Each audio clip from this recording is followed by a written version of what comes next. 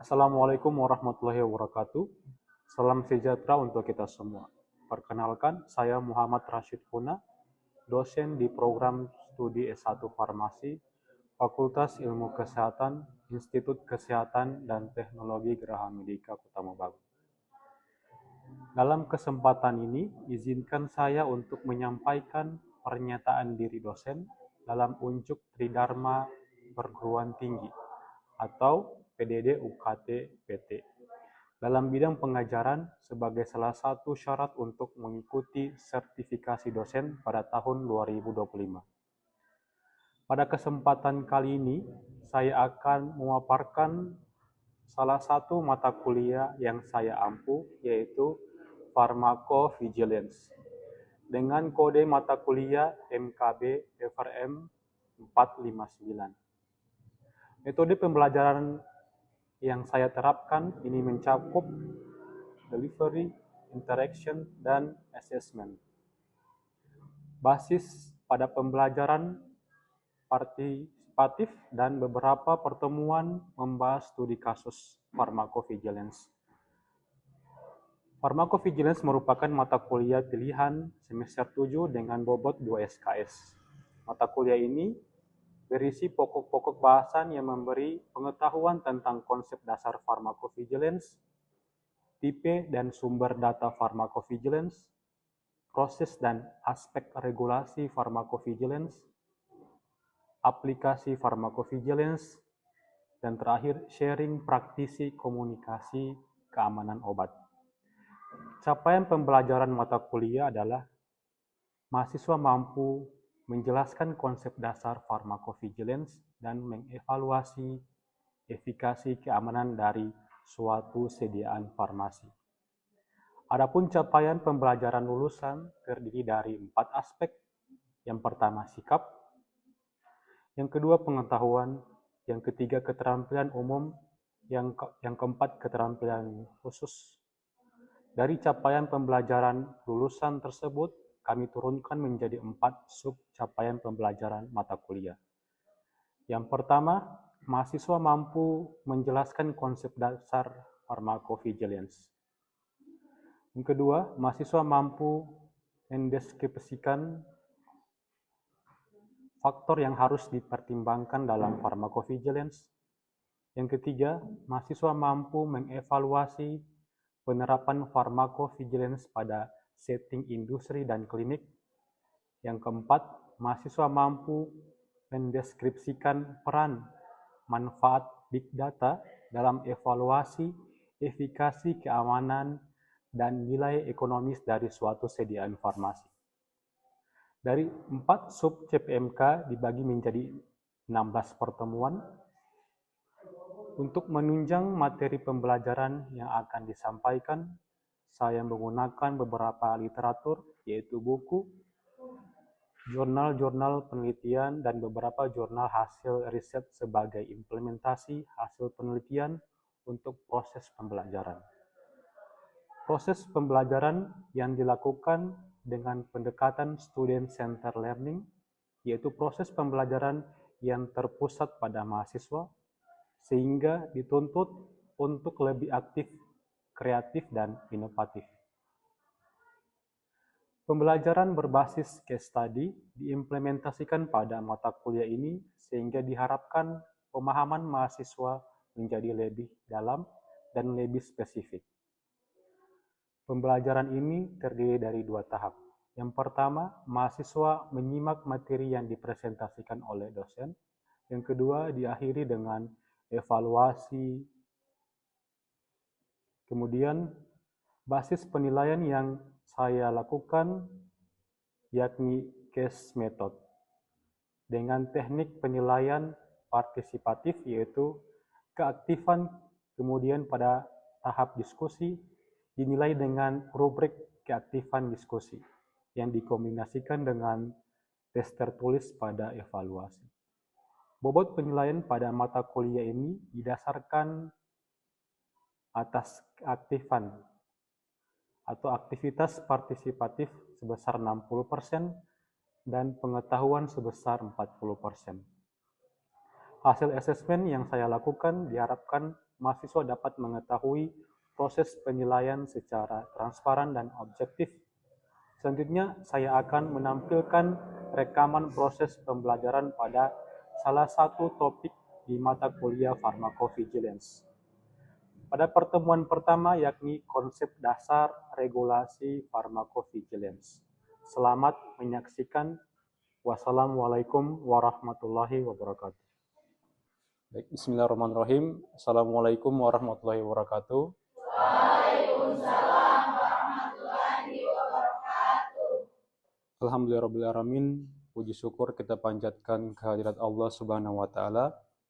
Karena atas rahmat dan karunia-Nya kita masih dipertemukan lagi pada hari ini dalam keadaan sehat walafiat. Selawat serta salam tak lupa pula kita haturkan kepada Nabi kita, Nabi Muhammad Sallallahu Alaihi Wasallam. Semoga rahmat dan karunia-Nya dilimpahkan kepada kita di yaumil akhir nanti. Amin ya rabbal alamin. Oke, pada hari ini kita akan membahas mengenai mata kuliah Pharmacovigilance. Oke, ini outline-nya. Jadi kita bahas dulu pendahuluan atau konsep dasar Pharmacovigilance. Yang kedua, mengenai regulasi dan implementasi Pharmacovigilance. Laporan KTD sama Pharmacovigilance dalam kondisi pandemi COVID-19 ini nanti saya berikan di pertemuan berikutnya. Oke, kita masuk ke bahasanya. Oke, sejarah awal dari Pharmacovigilance. Oke, kita ketahui bersama, thalidomid pertama kali dipasarkan pada tahun 1957 sebagai obat sedatif yang dijual bebas tanpa resep dokter. Jadi, obat thalidomid itu bisa didapatkan tanpa resep dokter, dia berfungsi sebagai obat sedatif.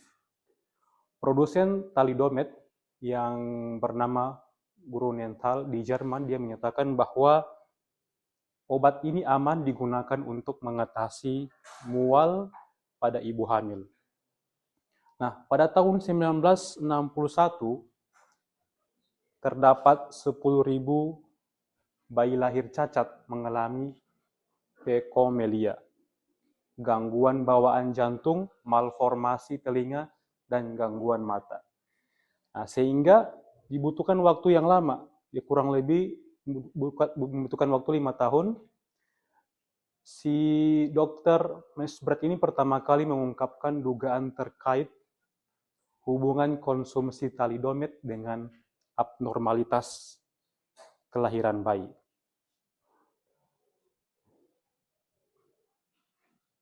Oke, ini tadi sudah kita bahas mengenai kasus di dunia, ini kasus di Indonesia sendiri, yaitu kemarin orang sudah ketahui tahun 2022 ada terjadi kasus gagal ginjal akut pada anak di Indonesia. Jadi ada terdapat 325 kasus, 178 pasien anak meninggal dunia. Yang terbanyak itu pada Provinsi DKI Jakarta, Jawa Barat, Jawa Timur, Banten, Aceh, Sumatera Barat. Untungnya di 7 besar itu belum terdapat Sulawesi Utara. Nah, dari adanya temuan itu, Kemenkes melakukan pemastian penyebab akut karena keracunan obat. Jadi dia melakukan hasil penelitian, melakukan penelitian lebih lanjut mengenai apakah penggunaan obat sirup anak tersebut dia terbukti dapat mengakibatkan gangguan gagal ginjal pada anak.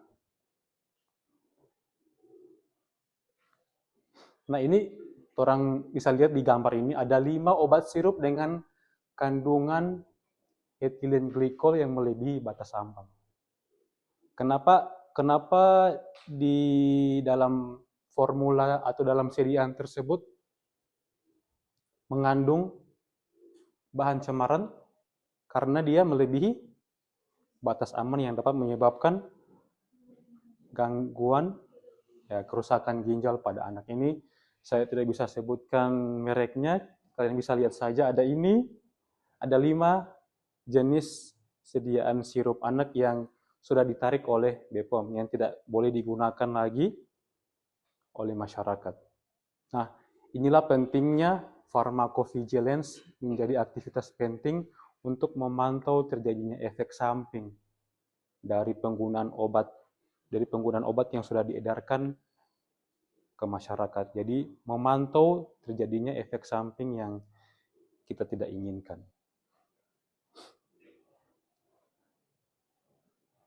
Nah, jadi definisi pharmacovigilance itu adalah suatu keilmuan dan aktivitas tentang mendeteksi, kemudian pengkajian atau penilaian, kemudian pemahaman, sama pencegahan dari adanya efek samping atau masalah lainnya yang terkait dengan penggunaan obat di masyarakat. Nah, pasti ada tujuannya untuk kita belajar pharmacovigilance. Yang pertama, deteksi awal masalah keamanan obat yang belum diketahui, yang belum pasti.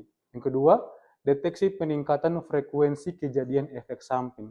Apakah hanya terjadi efek samping di rumah sakit ini enggak? Rumah sakit lain apakah punya kejadian yang sama?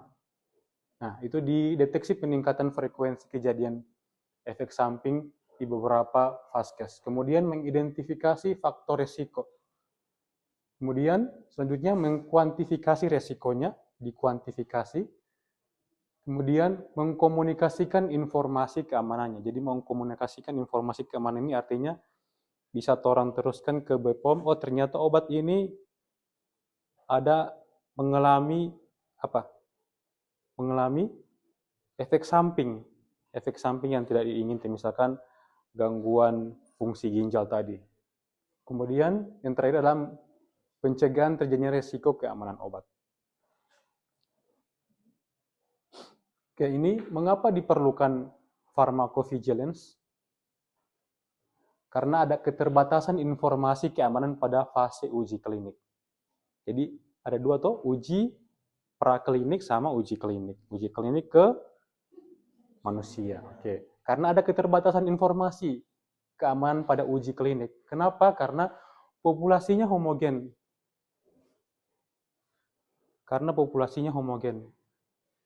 Kemudian yang kedua adalah terbatasnya sampel size atau populasi terbatas. Ada pertanyaan dari populasi homogen, terbatasnya sampel size, ada yang bingung? Kalian tidak mengerti? Ya. Maksud dari populasi yang homogen itu bagaimana, Pak? Ya, populasi yang homogen itu artinya yang sama. Kalian mengerti? Terbatasnya informasi keamanan pada fase uji klinik homogen yang sama. Misalkan dia diuji hanya pada manusia yang usianya 25 tahun atau pada usia kalian. Pengujian obatnya pada usia, misalkan usia kalian berapa? Ya, 20-an ya, sekitar 20-an. Misalkan hanya diuji pada sekitar umur 22-an, belum mewakilkan pada usia geriatri, belum mewakilkan pada usia anak-anak, balita. Jadi itu artinya yang tadi ditanyakan oleh Meta. Kemudian yang kedua adalah terbatasnya sampel size. Hanya sedikit diambil pengambilan sampelnya atau diuji kliniknya. Misalkan saya hanya ambil uji klinik setengah dari jumlah mahasiswa yang ada di kelas ini. Itu belum bisa mewakilkan. Harus bisa mewakilkan di kelas ini ada usia yang anak-anak, dewasa, sama orang tua. Karena setiap usia berbeda DP imunitas. Tuh. Kemudian yang ketiga adalah periode uji klinik yang relatif pendek. Sangat singkat DP uji klinik, sehingga belum bisa orang bisa katakan obat yang baru diproduksi dan diedarkan di masyarakat itu belum orang pastikan 100% belum orang pastikan aman. Karena ini ada periode uji klinik yang relatif hanya pendek. Yang terakhir adalah tidak dapat mengeksplorasi penggunaan secara luas. Perbedaan genotip, fenotip, dan perbedaan sosial ekonomi. Ada pertanyaan mengenai tidak dapat mengeksplorasi dari pernyataan yang keempat? Ya. Izin bertanya Bapak, saya ingin bertanya, jelaskan maksud dari perbedaan antara denotif fenotif itu seperti apa? Ya. Tidak dapat mengeksplorasi, terima kasih, tidak dapat mengeksplorasi penggunaan secara luas perbedaan genotip. Genotip artinya gen. Tuh, misalkan gen, saya dari gen ras apa? Kulit putih. Berbeda dengan gen yang di Indonesia bagian timur sana, punya gen yang berkulit hitam. Nah, itu artinya. Kemudian fenotip artinya apa? Orang yang bertubuh misalkan tinggi, orang yang bertubuh pendek. Itu bisa dilihat secara langsung dari perbedaan. Kalau gen tidak bisa ini gen bisa juga dilihat. Misalkan saya kulit putih, orang kulit hitam juga berbeda DP genotipnya. Kemudian fenotip tadi tinggi badan. Kemudian perbedaan sosial ekonomi. Karena masing-masing di semua suku di Indonesia ini punya genotip, fenotip, sama perbedaan sosial ekonomi. Di Jakarta DP sosial ekonomi punya angka lebih tinggi. Nah, ini tugas Badan POM dalam pengawasan obat. Nah, ada dua. Ini ada saya kasihkan ada pre-market sama post-market. Nah, pre-market ini artinya bagian R&D atau bagian peneliti yang di bagian R&D di industri farmasi, dia menerbitkan persetujuan pelaksanaan uji klinik dan inspeksi uji klinik. Kemudian misalkan ini penelitian kalian atau penelitian skripsi yang kalian ajukan, misalkan dalam tumbuhan ini terdapat senyawa flavonoid, saponin yang bisa difungsikan untuk apa? Anti hipertensi, apalagi antioksidan dan lain sebagainya. Nah, itu bisa kan di bagian sini dia. Kemudian setelah dicurigai dia mengandung ini, dilakukanlah adalah penerbitan persetujuan pelaksanaan uji klinik. Misalkan ternyata berdasarkan jurnal-jurnal tumbuhan ini dia mengandung ini bisa difungsikan untuk ini. Nah, terbitlah penerbitan persetujuan pelaksanaan uji klinik. Kemudian dari hasil penelitiannya itu akan dibuat produk. Produk macam-macam tuh ada sediaan ini, sediaan solid, semi solid, sama liquid. Nah, ini si formulator ini yang dari temuan-temuan yang dia dugai bisa mengobati ini, dia selanjutnya akan merencanakan si tumbuhan ini dia cocok diformulasikan dalam sediaan apa. Apakah dia stabil dalam sediaan liquid, kemudian semi solid atau solid. Nah, ketika misalkan orang tetapkan dia cocok dibuat dalam sediaan solid. Nah, dibuatlah suatu produk yang sediaan tablet. Nah, pada saat di sini akan dilakukan fasilitas produksi, yaitu inspeksi CPOB sarana produksi. Jadi diinspeksi cara pembuatan obat yang baik. Misalkan dia cara pembuatan obat tablet, diinspeksi atau diuji, dinilai bagaimana cara pembuatan obat yang baik di sarana produksi. Oke, setelah dia memenuhi standar, checklist atau apa dulu DP nama? Baik atau bagus DP inspeksi CPOB. Terbitlah sertifikat CPOB. Oke. Kemudian pengajuan NIE. Ini artinya adalah nomor izin edar. Terbitlah NIE ya. Kalau sudah dapat NIE, berarti sudah bisa diedarkan ini obat-obatan. Tapi masih mau dicurigai ini. Apakah pada saat mau dikonsumsi oleh masyarakat, apakah ada terjadi yang tadi saya bilang, efek samping dan lain sebagainya. Nah, NIE atau EUA. EUA ini apa? Ada yang tahu ini? Atau pertanyaan mengenai NIE dan EUA? Saya ingin bertanya apa perbedaan NIE dan Oke, tadi NIE orang sudah ketahui adalah kepanjangan dari nomor izin edar. Kemudian kalau EUA ini artinya misalkan untuk produk vaksin.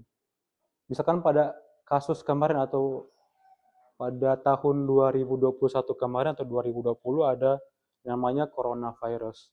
Yang dimana suatu industri farmasi harus mempercepat produksi vaksin. Maka dibuatlah EUA. EUA ini artinya DP nomor izin sementara. Kalau NIE ini adalah nomor izin edar yang bisa berlaku 5 tahun, 10 tahun. Kalau ini adalah hanya sementara. NIE sama EUA. Oke, terbitlah ini NIE sama EUA. Kemudian diproduksi di sarana produksi. Nah, di sarana produksi ini masih dilakukan penelitian lagi yang namanya lot release, penerbitan lot release setiap batch kedatangan vaksin. Misalkan saya produksi batch paracetamol ada 10 box yang isinya berapa? 10 kali 10? 10 kali 10 100-nya. Yang isinya 100 tablet. Setiap kali produksi itu hanya bisa produksi 100 tablet. Itu artinya batch. Jadi setiap produksi itu hanya bisa produksi 100 tablet.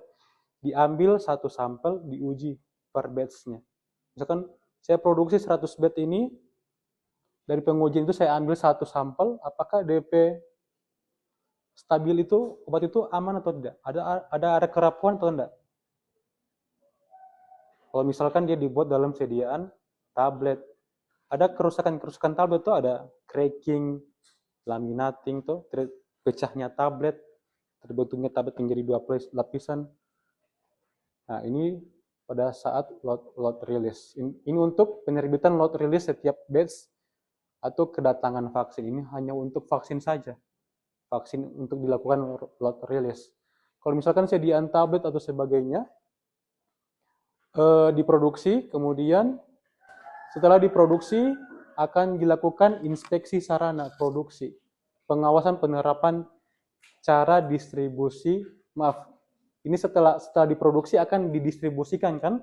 Nah, sebelum didistribusikan ada inspeksi sarana dulu. Bagaimana ini kondisi sarana pendistribusian? Misalkan kondisi ruangan mobil box. Apakah dia sesuai dengan standar cara distribusi obat yang baik? Apakah dia terlalu panas di dalam box kontainer itu obat, maka menyebabkan obat itu menjadi rusak. Sehingga kalau rusak jadi tidak efektif lagi pengobatannya. Oke, masuk ke distribusi. Setelah didistribusikan pasti akan sampai di fasilitas kesehatan tuh. Contohnya rumah sakit, puskesmas sama apotek. Nah, sebelum sampai di sarana akan disampling produk dan pengujian di lab. Sampling dan pengujiannya. Nah, setelah sampai di sarana, nah inilah yang dikatakan pharmacovigilance, melihat DP pengawasan kejadian tidak diinginkan terkait pengobatan, efek samping obat, dan KIPI. KIPI ini artinya kepanjangan dari kejadian ikutan pasca imunisasi. Artinya setelah misalkan ada anak-anak atau bayi-bayi yang divaksin tuh, kejadian ikutan pasca imunisasi artinya dia setelah diimunisasi atau diberi vaksin itu anak-anak atau bayi, dia ada kejadian ikutan, misalkan dia kejang. Atau biasanya dalam bahasa orang Kota Magu apa? Hah? Apa? Ya, misalkan mati ayam atau bahasa lain. Nah, itu artinya KIPI, kejadian ikutan pasca imunisasi. Kalau misalkan dia kejadian ikutan pasca imunisasi dia cuma demam, atau ada gejala lain itu sudah biasa itu. Kalau cuma demam biasa itu anak-anak atau bayi-bayi yang demam sudah biasa itu demam. Tapi dia misalkan kejadian ikutan pasca imunisasi misalkan dia kejang atau DP denyut jantung atau jantung dia memompa darah turun, nah itu dapat menyebabkan kebahayaan balita, akan menyebabkan kematian.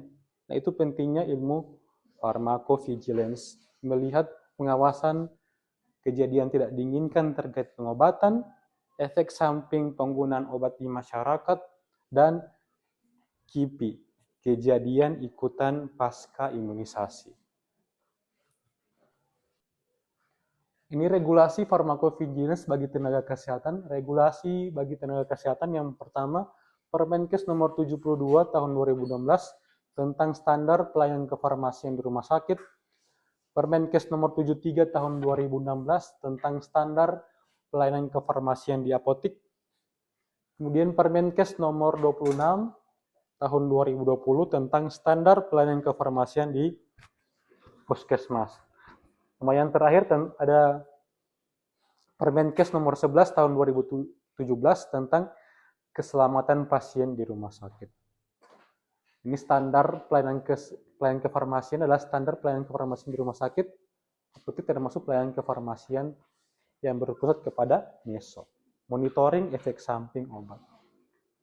Kemudian akreditas rumah sakit, dia merupakan asesmen elemen Joint Commission Internasional atau akreditas standar SNARS including monitoring. Kemudian pada akreditas puskesmas, salah satu tujuan akreditasi puskesmas adalah meningkatkan mutu pelayanan dan keselamatan pasien. Nah, ini satu yang terakhir, istilah dalam pharmacovigilance. Pasti kalian sudah tahu tuh, ada DP nama kejadian tidak diinginkan atau adverse event. Jadi bagaimana itu adverse event atau kejadian tidak diinginkan, seperti ini kejadian medis yang tidak diinginkan terjadi selama terapi penggunaan obat. Tapi belum tentu disebabkan oleh obat, belum tentu semuanya 100% disebabkan oleh obat. Itu arti dari KTD. Kalau ESO, efek samping obat, dia respon terhadap suatu obat yang merugikan dan tidak diinginkan. Oke, hanya sampai sini saja untuk pertemuan kita hari ini. Nanti kita akan bertemu lagi di pertemuan selanjutnya. Sebelum saya akhiri, saya bagikan di grup mengenai evaluasi pembelajaran hari ini. Nanti kalian bisa buka grup kalian, bisa diisi. Nanti saya bisa lihat lagi apakah setelah saya sampaikan tadi, apakah ada terjadi peningkatan pemahaman mengenai pharmacovigilance atau tidak. Oke, saya tutup untuk pertemuan pertama hari ini dengan mengucapkan hamdalah, alhamdulillahirabbil alamin. Wassalamualaikum warahmatullahi wabarakatuh. Waalaikumsalam.